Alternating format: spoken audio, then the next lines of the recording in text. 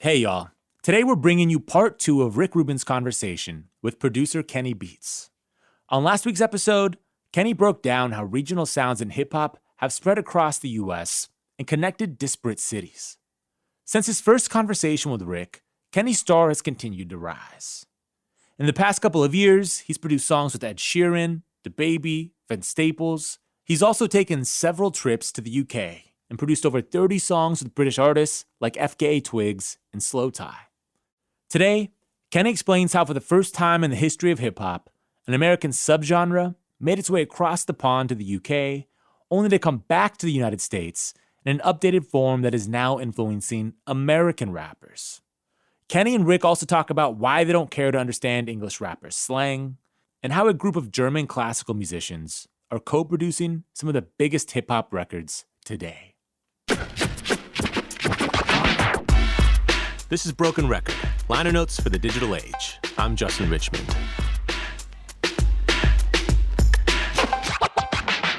Here's Rick Rubin and Kenny Beats. How you feeling, man? I'm good. Long time no see. Everything been good? Been good. Staying hidden, working hard. Let's talk a little bit about UK hip-hop. Yeah, one of my favorite topics. What do you see going on?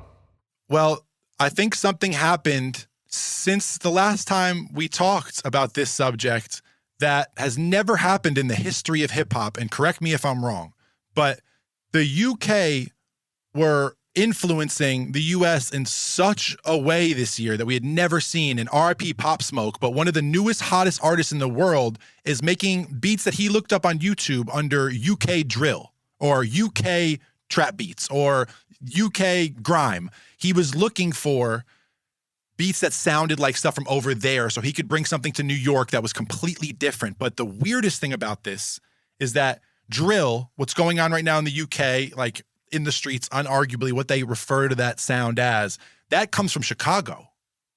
So there's this weird lineage of like the Chief Keef era, the Young Chop era, the Chicago era that like happened in like 2012, even before Kanye got on Don't Like with Chief Keef. That whole time was such an influential area production-wise, like time production-wise, with like Lex Luger and all these people programming stuff very different. And to see the UK kind of take Chicago, make it their sound, and then it come back to New York and break artists with that sound. Like I did a record this year for Favi, who is like one of Pop Smoke's biggest collaborators, another Brooklyn drill artist, great guy. And it's like I'm doing beats inspired by UK producers that were inspired by American producers, but the UK influence this year has been undeniable. And I think that's the first time in history that's happened in hip-hop. Ever. Yeah.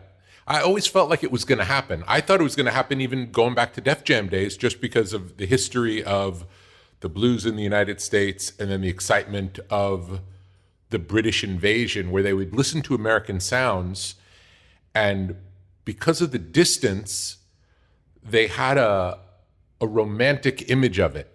Yeah. And they took it to an extreme that anyone who was doing it, like any of the real bluesmen, would hear what Led Zeppelin did and think it was garish. You know, it was like, it was too much. Totally. But because of the distance, they could take something that might not be cool for the people who invent it and take it to some new extreme that seems too far out for the people who have a clear vision of where its starting point is, and take it to a new extreme. So the fact that that's finally happening in hip hop is an exciting thing. Just it gives us potential for things to grow in a deeper, faster way. It opens American hip hop and just American artists to saying, we don't know, let's take influence from somewhere else. It opens up an unlimited world instead of saying, we started this, we run this, here's how we dictate the pace. Once we say we're open to these ideas and these other sounds and types of production and tempos or whatever it might be, yeah, it makes better music for everyone. And it creates some of my favorite bands and music and other genres too, that same concept of like, there's this whole Thai funk thing that happened in the 70s and 80s. And I'm not up on it enough to explain the artists and this and that. But what I understand is the meters and this whole funk movement or whatever that happened in America influenced people in Asia. They started making all these records years later that, like you're saying, are exaggerated versions of all this funk stuff that was going on here. And then now one of my favorite bands these days is a band called Krungbin. and you ask them what their influences are. They're a band from Houston, Texas. They say, well, we listen to old Thai funk music. Amazing. But those Thai funk records were them trying to make American funk records from 20 years earlier, and it all becomes almost untraceable unless you're really trying to do your research, you know? Yeah, but it just goes through the filter of the new person making it. The influence doesn't always show so clearly in the new creator. Yeah. Let's talk more about drill music. Would you say 2012-ish is where it got rolling?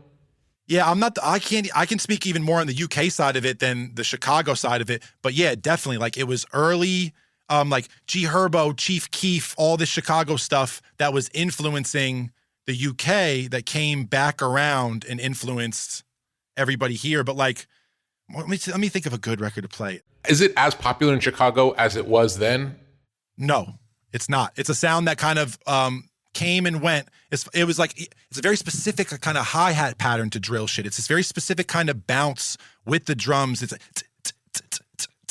It's got this whole different kind of swing, and the accentuation is like it almost leans more to like an Afro-Cuban thing and something than it does to like a 2/4 rock thing. That I think trap is like the hardest rock drums turned into breakbeat drums, turned into blah, blah, blah. And now we get trap, and now we have these huge 808s. But drill has these different kind of polyrhythms and little... Play a good example of classic drill, Chicago drill. Chicago drill. Know a couple niggas that's down the ride for a homicide when it's drama time. Run up on a nigga with the llamas flying, leave his loved ones all traumatized. 150, I'm really with it. I'll drop his ass and then forget it on a man. Yeah, it's really interesting how the percussion pattern, how the A-B pattern of the percussion part feel like both halves are leaning in a different direction. Totally. So it doesn't seem like anyone would ever play it that way. No, and you have this 2/4 thing. There is a snap or a clap or a snare normally that is 1, 2, 3, 4. It's on those normal rhythms where you expect the clap, but what dictates the rhythm is that that's much more what you're going to dance to or move to or rap to or write to, I think. And that's what has been mangled and changed and turned into a million other things over the last few years. But it's really this movement that happened in Chicago first. And it obviously influenced even the radio here to the point where Kanye and Pusha T and all of good music are getting on a Chief Keef song and blah, blah. It's this local niche thing that got bigger and bigger and bigger. But I think the UK, to this day, are such fans of what we do. And they pay so much homage and have so much homework done before they even speak on the UK stuff. And we don't do that vice versa. We don't give them the same respect to talk about like their legends and the grime legends and, you know what I mean? People like Dizzy and Kano and like all these type of people that have so much respect there that we just see as like, oh, UK thing, instead of all these different iterations of what it's been. But when they saw what we were doing here with drill, you hear G Herbo talking about drilling in the song. You know what I mean? It's a concept. They took that and they ran with it. And now we're in 2020, 8 years later, and it turned around and came back to us. And we have artists here Googling type beats of UK producers to get their sound, and then they're covering the radio, and then Travis Scott's getting on their songs here. It's insane. And it goes back to house music coming from Chicago and turning into EDM in the UK, essentially. Yeah. That intercontinental, when it goes back and forth, there's so much room for growth. Like you get to hear it through new ears when it comes back, you know? Definitely. And I think my almost misconception when I first got there was this is something that you guys are doing, that when I come here and get in the studio with artists, I shouldn't try to make drill beats or play drill beats or, you know what I mean, get in on this UK thing. Because my first trips to the UK working with a lot of artists, I didn't want them to think that I'm coming over here while you guys are having your first influential moment and trying to be a part of that to make myself seem more authentic to the root of it. It was more like, oh no, I just recognize how talented these artists are, and I want to see what they do on not drill stuff. You know what I mean? And I released songs this year with Slowthai, with SL, with H, with Heady One, with so many different UK. I was Stormzy, and then I also have released songs with Ed Sheeran and James Vincent McMorrow and all the Twigs and a whole other side of the UK. But when I went over there, it was much more about, let me show you guys what I can do, not let me co-opt your scene. But then I started playing drill beats once in a while and they'd lose it. And it was like, oh, you guys are not the one who are gatekeeping whatsoever. It might be us a little bit. But when I say us, I say that lightly because I'm not from Chicago and I'm not part of the originators. But America, as, you know what I mean? Just like this hip hop institution, we're kind of being accepting, and it's showing in the radio and it's showing an influence in the production. And that's a beautiful thing to me. Yeah, I had a conversation the other day with Scarface from the Ghetto Boys, and we were talking about when I first heard the Ghetto Boys, they were really the first Southern rap group that I heard. You know, we heard New York was really everything for a long time. Then you start hearing some music coming from the West Coast, and it sounded different. And in New York, we didn't really like it. And then Ghetto Boys was pretty early in the, you know, not from the East Coast and not from the West Coast. The only maybe thing before that might have been Luke.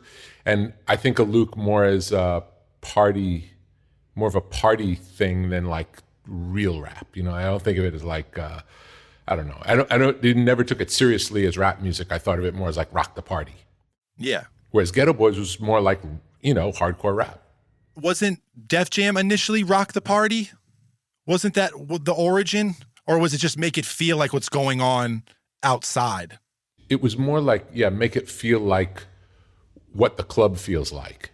But it wasn't necessarily rocking the party because it wasn't really the early hip hop scene wasn't really necessarily a dance scene. It's true. Yeah. And like Public Enemy is not like rocking the party. Yeah, that's true. No. And most people didn't dance, you know, like there'd be breakdancing, but that wasn't so connected to the music. It happened during the music, but it wasn't necessarily to the beat. You know, it was it was just a different thing. It was simultaneous more than inspired by the music.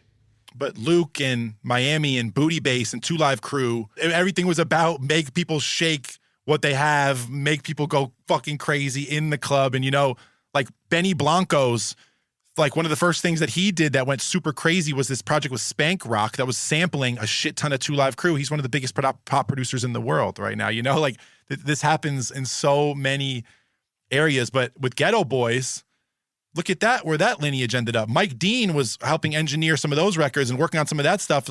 And now he's working on the Travis, you know what I mean? Biggest records in the world, all the stuff you're hearing now. It's like there's so many things that we're paying homage to without even knowing. And that's myself included. But I think that's the beauty in it. And oh my God, I saw something the other day, Rick. I almost had to text you because I was freaking out. I felt so old and I felt so like, I'd had my finger off the pulse for a second. It killed me. I was on Twitter and Timbaland was the #1 trending topic on Twitter. Shout out to Tim. And I go, oh, they're probably just giving him his flowers. There's this thing every once in a while where just a producer and artist comes up or someone has a birthday and everyone talks about all the songs they love that made them feel so great. Timbo was the #1 trending thing. And I went to go see what was trending. Was it his birthday? Was it about a song? Was it an Aaliyah thing, Missy thing? People were saying, exposed. Timbaland stole these old Indian records for all his biggest songs, Big Pimpin'. And then they show the Indian song it came from or the Bollywood sample or whatever it might be. Then they show an Aaliyah record. They show this. And TikTok was going nuts saying, no talent and you're exposed and we found this out and da-da-da and blah, blah, blah. And it's like, are you guys losing it? Am I losing it? Like, some of my favorite records of all times are loops of old samples, like let alone adding something like Timbo. That's what hip hop is. Hip hop is taking from existing things and montaging them together to make something new, and that's something that you've never heard before. It's always been. That's what DJ culture is. DJ culture starts with records. Kids were freaking out about just the idea of sampling, just the concept, like showing an Aaliyah song and then showing the sample like they had discovered some, you know, great whale of like a secret. But it was so crazy to me because like I'm having this moment right now of sampling so much again and getting back into it. A lot of it came last year randomly, and then Doom's passing, RPMF Doom has really just thrown me back into it. So to see that I'm going the opposite way and sampling more, and people on the internet were taking it like that, it really threw me for a loop for a second. I had to get off Twitter for a minute. That's crazy. Well, it really is just a misunderstanding, or times change. Times definitely change, but like it's weird for me to see on the side of it where I'm producing records now that sample these guys who've been through hell clearing samples, or even with the recognition of people calling you out for taking a record or whatever it is, when people are getting paid behind the scenes and everything is fully worked out. Like I saw people, they tore down James Blake. James Blake tried to tweet, if you want to know what Timbo did to the sample, try dancing to the original. You think people in these countries couldn't dance to these samples before Timbaland? It's like, okay, we understand. We know that. And I know James probably would have reworded it if he could have, but like it was just crazy to see how people were perceiving that, when that's like the root of why I love doing what I do. And when I sample these guys, when I've sampled Pharrell, when I've sampled Timbo, when I've sampled these huge records that they've done for artists I'm working with, Rico Nasty said, I want Dirt Off Your Shoulders. And I was like, okay, we can do something like that. And she's like, no, I do that. And I was like, all right. I could say I don't feel uncomfortable saying they were so fucking cool about clearing shit. Of course. And about whatever like percentages or whatever back end bullshit there is. They were all so cool. And I've dealt with that firsthand. So to see like what Pharrell has gone through with Marvin Gaye, or what Twitter's just going through, even in just perspective right now, like it was wild to me, because I wouldn't have got into half of the really interesting music or cultural things I know about if it wasn't via sampling. Like if people thought I was going to be listening to Sun Ra without Madlib, there's no way. You know what I mean? And it's like, it's what's helped me understand so many cultures and so many things that I should be paying respect to and that I should be speaking on. And it's instead of the opposite, which people think it's like you're trying to hide this stolen, you know what I mean? It's exactly the opposite. It's always paying tribute. And of course they're cool about when you do it, because that's what the culture's built on. It's like they built their culture on it. And they if you understand how it works, that there's this pool of, in the old days, like the Beatles would listen to Roy Orbison, and then they would learn the guitar parts like Roy Orbison, then they'd either speed it up or slow it down, and then they'd make it their own. Or a Chuck Berry song, and then they would make it into their own song. That's what sampling is. It's now we do it without instruments. We sample and speed it up or slow it down or loop it or chop it in a particular way or combine several pieces together or pick a very tiny little piece of music that's not representative of the entirety of the music at all. You know, most breaks are not representative of the thing that they're a break of. At all. Yeah, it's like there's a song and there happens to be this moment in the song that you find a way to flip and make into something new, but it has nothing to do with the original song more often than not. I always found it so interesting how big that Mountain break was, Mississippi Queen, because Mountain is like such a hard Southern rock group. It's such a it's almost like a Leonard Skinner level Southern, you know what I mean? But Mississippi Queen is one of the most used like vocal samples and sample packs. And when people say like, oh, I want that that Yeezus vocal scream thing, it's like a lot of that is from like these rock records in the 50s and 60s and stuff. Like the break ended up being like the hardest rap thing you ever heard, you know? It's like that's what's beautiful about it to me, because that's what gave me so much of like my history and my background, was finding shit through other shit, you know? Yeah. The guitar player from Mountain just passed away within the last couple of weeks, Leslie West. Sad to hear, yeah. Oh, man, R.I.P. I saw him live at the Ridgefield Playhouse with my dad at 12 years old. It's crazy. One of the greats. Yeah, really. We'll be back with Rick Rubin and Kenny Beats after a quick break. We're back with Kenny Beats. So since drill has moved on in Chicago, has anything replaced it in Chicago? I think Chicago's kind of always set trends, but I don't know if I can say there's been a specific niche genre like drill to come from Chicago, or really anywhere that's influenced the world and come back the way that has. Like Chicago's evolved so much, and like Lil Durk is on the newest Drake single, you know what I mean? And like Lil Durk comes from exactly the era I'm talking about. And the video shoots in the middle of some house, in the middle of some part of Chicago that people don't want to go to. And that was like this cool thing on YouTube that turned into influencing the charts, that turned into now huge artists, huge legitimate artists. And like, there's still someone every single year coming from Chicago that's influencing people in a major way. The last time I was like blown away by someone from Chicago was Valet. Valet was so unique and so singular and different to me when he came out. Play us a great Valet track. Oh, that's so easy. I threw 60 rats and it came back. I was getting some net from a net, gave her brain back. Please don't ask me if I'm done with your bitch. No, not yet. His pocket, the simplicity, like Great. how brash he is. But as much as Valet is influencing people in a way that a lot of artists, I will tell you, will not speak on how much they listened to his shit at the time he came out and how much it was influenced them. But like Juice WRLD is Chicago. R.I.P. Juice. You know, who's bigger than him on the charts? Like, who influenced more kids than that? You know, him and X and Peep and all this stuff. Like, Chicago is part of every historical hip-hop era that I can remember since I was really young in some way. But I feel like drill is one of those things that like will represent the Chicago hip-hop sound the way like 90 BPM breaks represent hip-hop, the way like a Battle Cat swing can represent the West Coast.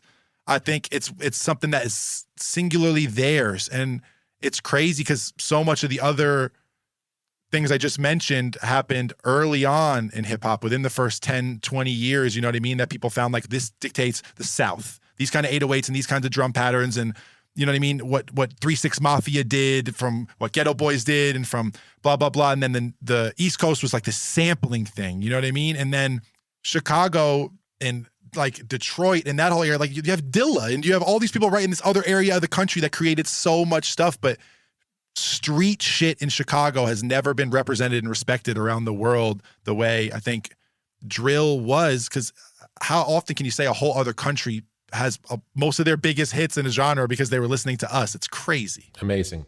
Now, has grime moved on in the UK, or is grime still, has it switched? In my mind, when I get in rooms and the concept of grime or just the topic of grime comes up, I've had like an AJ Tracy or a Skepta or certain people like stop the conversation in their tracks and make sure like everyone's putting their respect on those like forefathers, you know what I mean? Kind of like UK hip hop and what they did and how that led to everybody now who's having so much success. And on the other hand, I work with really young artists from the UK. I work with kids in high school, you know what I mean? And like H is someone, we put out a record this year I really love, and he never really listened to grime. And never really was on like that, and says like, maybe he did at one point, I might be misspeaking, but he said, none of my friends listen to it now and no one's on that. And he said it out loud. And he's also a white kid who raps. So they're going to get at him regardless. You know what I mean? And he spoke on, to be honest, me and my friends really not listening to grime. We have never really were on it like that. I just make the music I make. And because he's such a successful drill artist and big rapper there, people were shocked by that. But Vince Staples said, I don't really give a fuck about old hip hop, and people lost it. You know what I mean? And like, I think it's hard for people to understand that we're fucking old now, or like you're old now, or whoever it is old now. Cause these kids don't necessarily have to understand where to pay homage, or it doesn't mean that they won't at a point. For sure. It doesn't matter. And it doesn't matter. It's like, if somebody makes something new and great, I'm all for it. Yeah, exactly. So whenever they set people up for those questions, like you're a young person making a young subgenre, and they go, well, how do you feel about all these forefathers? That it's like, if you were born in 2000, you probably don't know about them, you know? And that's fine, because you are making great fucking music. And I'm sure at a certain point, it's going to be interesting for you to go back and look at that. And if it's not, fuck it, who cares? Do you want to play an example of the UK drill that's going on now? Yes, I would love to. And then we'll compare that back to a grime track, just for the difference in sound from the UK. Okay, let's do it. This is someone that I just put out some music with recently. We got some more stuff coming. Heady One, running shit in the UK. You can't tell me different. You can't tell anyone different. Drake went over, did a video with him this year, did a song with him this year. Drake's done stuff with Skepta. He's done stuff for an artist called Dave. He's come over there once in a while, but you can tell like Heady's influence and really like how crazy different he is kind of in the drill scene, but how much he's kind of one of the front runners that people can understand in America and really latch onto. But here's a heady song called Both. Back up in court, sat in front of the judge, just doing an oath. How many times in jail was it bread and oats, put peanut butter and pork? So they said that I'm the king of drill, trap, rap, I'm doing it all. Everywhere and everywhere the gang smoky, let the gang them bring it on tour. He said, I'm the king of drill. I'm the king, he said. That's great. You know what? I'm gonna leak some unreleased Heady right now just because it's broken record, and why not? Because we can. Let's do it. Hold on. This is some stuff me and Heady made recently. Spend that pro for smokers all year round. I was ready for comeback. I was on that ride, on that glide. Just one day after I signed that contract. Ooh. So good. So good. Broken record exclusive. We'll be back with more from Kenny Beats after a quick break. We're back with Rick Rubin and Kenny Beats. On the first track you played, there's guitar, and I want to talk about the use of guitar in current hip-hop because it feels like it's pretty ubiquitous. We're hearing a lot of guitar in hip-hop right now. 100%. In my mind, the first person who comes up when you say that, or the first people who come up when you say that, are Atlanta, and it's definitely like the term on Reddit or the term in the Twitch chat or in the YouTube chat right now would be Gunna type beats. That's what people would say if you're using, just like we heard, those kind of real pretty acoustic kind of strummed things or kind of almost beautiful flamenco type or Brazilian type chords, but they're kind of just spaced out and the drums smack. That's something that Gunna, Lil Baby, Thug, a lot of people in Atlanta, I think, were the ones that people were looked to and they took from that recent trend. And I know within my friend group or with the producers I talk to, that's what you refer to when you hear that. Sounds like, oh, it sounds like some Gunna shit. And that's Wheezy on the production there. Shout out to Wheezy. I feel like also Frank Ocean really inspired some of that, maybe even before that. I felt like Frank had a lot of guitar in his music when nobody did. Definitely. And I think Frank's rawness is one of the things that so many people are referring to when they say things that sound like Frank or feel like Frank or this and that. It's the fact that Frank can do so much with so little, but you put him in the same area in your brain where you put Tyler or someone like that because of the time he came out and the era where you heard him. So it seems kind of like shocking for you to think like, oh, wow, like I have an artist of my time period who is down to do a ballad that I can really relate to and this and that. And I think Frank holds that place in so many people's hearts because his music is just that guitar in him or just that piano in him or just so to the point. Yeah. Have you noticed flute being popular? Huge. It's in a ton of my beats. What is it? Why is it? I mean, I love the flute. I was so happy to hear it make its reemergence. Within the beat maker subculture, after Future did this song called Mask Off, people kind of put an X on the flute because it was so prevalent and everybody was putting it in every beat at this one point in like 2017, 2018.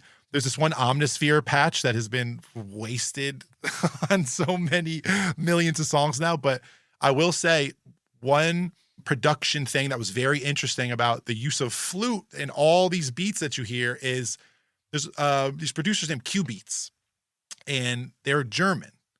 They don't come over to the States much from what I understand. They don't want to be in the session. They're not trying to hang out with everybody, but they're unbelievable instrumentalists and they work with a lot of unbelievable instrumentalists. And so many of the biggest, most amazing rap songs you heard in the last few years trace back to Frank Dukes and trace back to Q Beats. And these German producers and musicians are making these almost classical-esque kind of little compositions and samples and things and sending them back, and they're using bassoons and flutes and cellos and shit. Are they putting beats on it as well, or people are sampling that and using it in conjunction with new beats?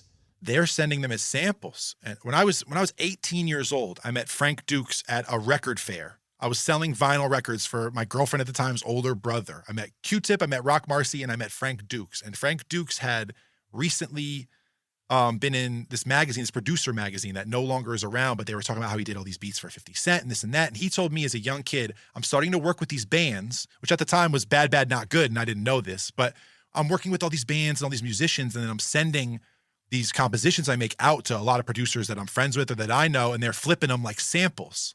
And he told me this literally 11 years ago. And I think it's really what hip hop production is now for a lot of people is you get this sample, you get this thing from Splice, you get this thing from another producer, and then you flip it, you do drums on it, and or you make a sample, you send it to someone, they flip it, and it's such the norm now that to see like these kids from Germany thinking, let's go a little more classical, let's go super musical, blah, blah, blah, and let's just send it to people like samples, and we'll let these people treat them like samples. That's a big influence on you hearing certain things like a flute or an accordion or some weird shit that becomes a trend in hip hop. It might be because like there's this circle of sample makers or producers that blah, blah, blah are kind of hearing this next wave and saying, oh, we're going to lean heavy on acoustic and send that to every big rap producer right now. That's the honest truth of a lot of records getting made. And I have someone whose name will not be spoken, who is the most amazing flute player ever. And when I need a flute, I got a guy. Great. Do you have any samples of what you might get from Germany?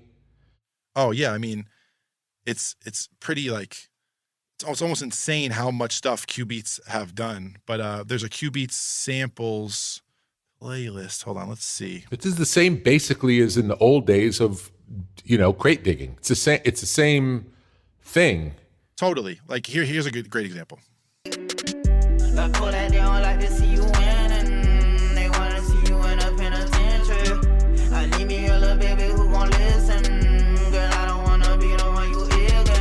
So I believe Goosebumps, Travis Scott, Cardo, and Q-Beats. I get those goosebumps every time.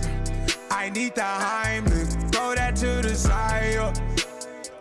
I get those goosebumps every time, yeah. When you're not around, when you throw that to the side. Those strings make me feel like Eleanor Rigby strings run through a broken cassette, through a burnt out VCR or something. It has the harmony of classical things or of things that are like really almost out of reach for even me and a lot of like normal listeners when you're thinking about, what am I going to go sample, or normal producers, what am I going to go take from? I don't lean classical. That's just me. I didn't grow up really listening to jazz and classical. So those were things I've had to educate myself on. So for people who really do play that kind of music or make that music or understand that harmony, when they send me a pack of things like that, it's like this world I wasn't able to tap into, and it makes me take it a whole different place than I'd be able to if I was making those strings myself. Yeah. So great. So great. It definitely sets up a mood to build from. And interestingly, as soon as the beat comes in, the mood really shifts. Like when you listen to the piece as it's in its non-beat form, it gives you one mood. And then when the beat comes in, it really changes, and in a beautiful way. And that's Cardo. That's America. That's Texas. That's our drums. And like, that's a song right there where people stole Cardo's drum flow for the next 6 months after that became the biggest record in the world. And then producers over here were trying to steal those sounds from Q-Beats, but it's that weird amalgamation of like these people from another world who make another kind of music. They're sending stuff to this hip hop producer, and then he's so inspired that he inspires this artist that inspires this huge record. It's a really cool thing. And that's like giving a lot of people a shot who aren't necessarily the drum guy, the beat guy, blah, blah, blah, but play beautiful instruments and want to be involved in these records. And for me, the only thing with this new shift in the dynamic of like people accepting so many samples and flipping samples from other producers rather than records is it's the same with a record. And you got to make sure things are cleared and the business is right. And beyond that, you got to give them a co-pro. And people try to treat things sometimes when it's a sample, like an old record, you're not co-producing with like the 1,000 people who might have played strings in an orchestra that you took from. But now if it's someone who sat there and they made this thing at their home studio or whatever with the musicians that they know, and they sampled it to you and you use that and you flip it, I think co-pro is the best way to show someone like, man, I really respect this thing that you did, and the fact that all of the harmony and all of the chords and all of the sounds and all these things are this person who's sending me stuff. And even though our producers over here who have the names or have everything might be able to just flip something really quick and have it go to be a big placement, you got to make sure you give people that love because they're producers too. They're not just samples the way we think of old samples, they're your co-producer. We were going to go backwards and talk about grime in relation to what's going on now in the UK, just for reference, because I feel like grime never really broke in the US. I think the closest grime came was Dizzy Rascal, and they considered Dizzy grime for sure, but he was someone over here who I think the album was called Boy in the Corner, that was something that I remember listening to as a very, very young kid and being like, what is this sound? What is this slang? What are these beats? Blah, blah, blah.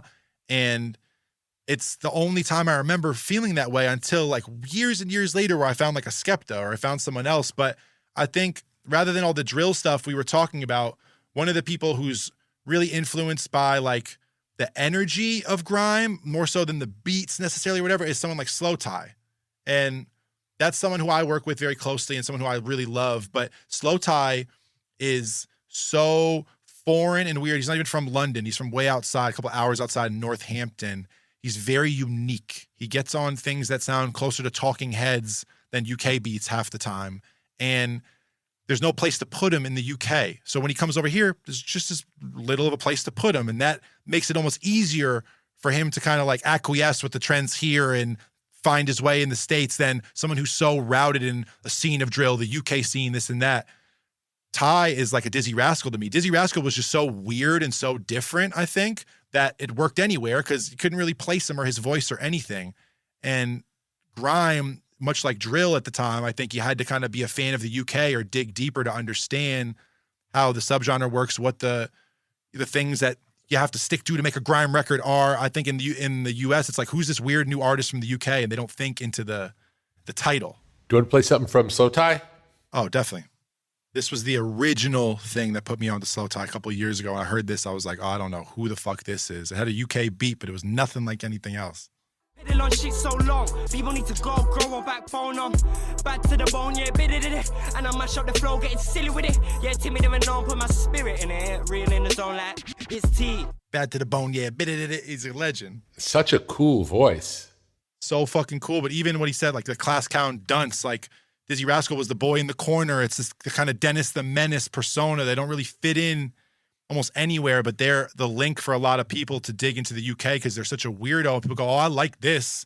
And then you start to find out like what the norm is there. And you're like, oh, this wasn't even the norm where they're from, but it led me to where they're from, you know? And that's true of Ty for a lot of people and for Dizzy, a lot of people. But Ty is not associated with something the way Dizzy's associated with grime. I don't think anyone calls Slowthai a drill rapper. Mm-hmm. Who would you say is the premier drill rapper from the UK? Eddie One. Yeah, I would say. I mean, he's the one that people over here can immediately pick out and talk about and know the Drake song and you know what I mean? So he had a song come out with FKA Twigs, just like he's very much in the conversation in the US now in a way that people who are having platinum on platinum on platinum records in the UK are not some of the time. And it really bothers me. And it's something that I've really like tried to use my platform for nonstop over the last year because I took about 5 trips to the UK in 2019, and I was there even in February in 2020, right before lockdown, and put out about 30 songs with UK artists in the last year. And so it's really a place I really care about, and I think really has so much influential music in so many areas, but rap especially right now. That's really exciting, and it's good. It's good for the world for the UK hip hop scene to blow up. I think the same thing. I think it leads us to the next one. I can't wait till absolutely. Like I can't wait till it's a language that none of us can speak that influences us the way that has, because it's English. You know, we can still get in there even if there's a lot of slang terms about man on road and this and that and things that people don't understand mean the trap and mean this and that here. You can still kind of get the gist of it. When Slowthai says, I'm like, Christmas, why be Scrooge? Like you're following it. But I think that's as far as it goes for a lot of people. I don't think a lot of people can really understand the deep slang terms and the deep things that go on in the UK, let alone a country with a different language. So I think once a group like P&L from France or like someone from Japan can come over here and have a record that people can really fuck with. It's like, think about, what was that? 99, my blue balloons. Yeah.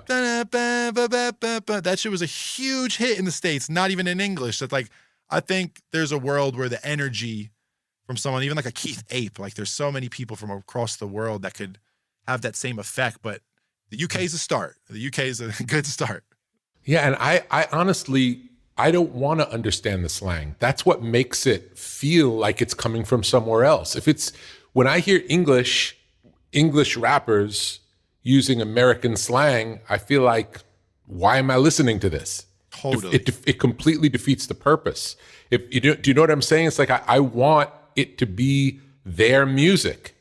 I want their music. 1,000%. I think that's the truest thing ever. But what's crazy is, like I was saying before, they have so much respect for what we do over here, and they are very, very much tuned in. A lot of those guys I was mentioning, those drill rappers, like I've had conversations with them about U.S. hip hop and who they're listening to and the trends and this and that, but they still do their thing, and they are not trying to emulate it, even if they are the biggest fans. Even if they can talk about how much they like some record, you don't hear that slang term popping up, you know? And that's something that U.S. rappers are the most guilty of, or U.S. artists in general. It's like, if there's a popping song with someone from a specific part of the country and they use that slang term, trust me, you're going to hear it in Florida and in New York and everywhere. Yeah, it's gone. It's like Jay Electronica had that bar about New York rappers calling us lame, but they jacking our slang.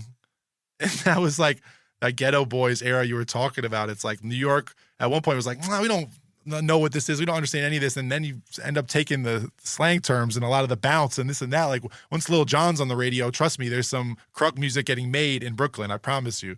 Absolutely. Cool, man. Thank you for doing this. Of course. Thanks to Kenny Beats for taking the time out to talk with us again. Be sure to check out a playlist of songs mentioned in this episode at brokenrecordpodcast.com. You can subscribe to our YouTube channel at youtube.com/brokenrecordpodcast, where you can find extended cuts of new and old episodes. And you can follow us on Twitter at Broken Record. Broken Record is produced with help from Leah Rose, Jason Gambrell, Martin Gonzalez, Eric Sandler, Jennifer Sanchez, with engineering help from Nick Chafin. And our executive producer is Mia LaBelle. Broken Record is a production of Pushkin Industries. And if you like the show, please remember to share, rate, and review us on your podcast app.